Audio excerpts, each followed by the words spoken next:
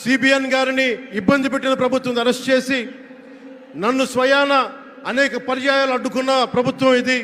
ఈ ప్రభుత్వం పోవాలి.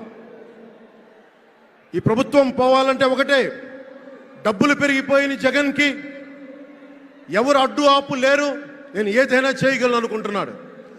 రావణాసురుడు కూడా ఒకటే అనుకున్నాడు, నా చుట్టూ బంగారంతో కట్టిన లంక ఉంది, వజ్రాలతో వైడూర్యాలతో ఉన్న పుష్పక విమానం ఉంది, ధీరులు సూరులు మంది మార్బలం ఉన్నారు అనుకున్నాడు. నన్నేం చేయగలడు అనుకున్నాడు. నార చీర కట్టుకొని నేల మీద నిలబడి శ్రీరాముడు బాణంతో చంపేశాడు. రాష్ట్రాన్ని రావణ కాష్టం చేసిన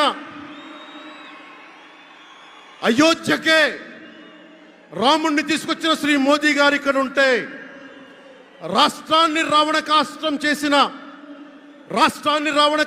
చేసిన చిటికిని వేలంత రావణాసురుణ్ణి తీసేయడం అంత కష్టమా?